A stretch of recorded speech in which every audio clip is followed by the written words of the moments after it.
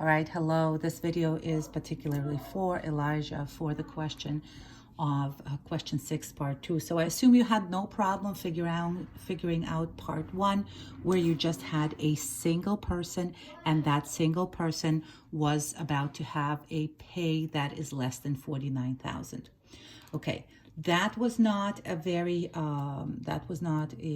very common occurrence, yet there was still about 13.35% of people that did get that level of pay. In part two, we are talking, so this was our distribution for if you're taking one person, and the center of this, the mean of this distribution was 57,337. Okay, this is the mean pay in Connecticut. So mean teachers pay in Connecticut. So in part 2, you are now not talking about one person. No longer you're talking about one person. Now you are talking about a sample. Okay, this is now a sample. And in this sample, we're having 110 people. Okay, and we are sampling their pay. And we have here an information that their X bar is 55,700. Okay, 55,700. This is their pay. Now, the sampling distribution for the sample size of 110 people, not going to be as the sampling distribution for all the teachers in Connecticut. It is actually going to be much narrower. And because it is much narrower, okay, it's going to be higher. It's going to be protruding up. And actually, maybe I probably should have drawn it higher up.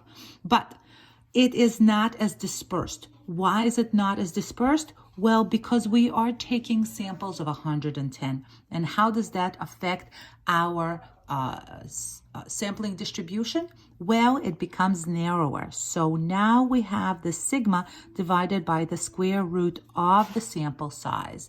Right? So you're going to take your 7,500 and you are now going to divide it by the square root of 110 people. Right? I encourage you to pause and go ahead and calculate that and see what you end up with.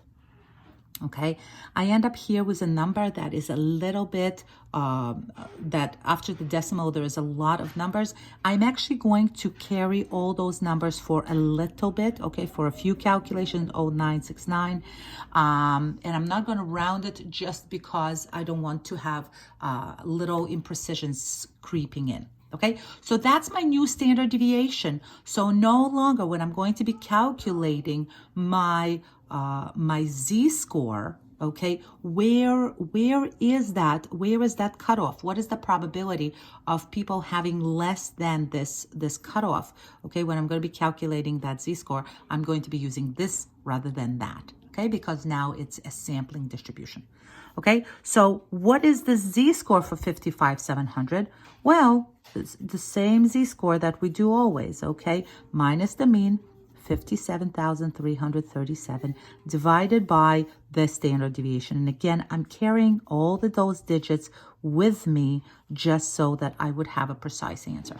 Okay, go ahead, calculate that. I got negative 2.289.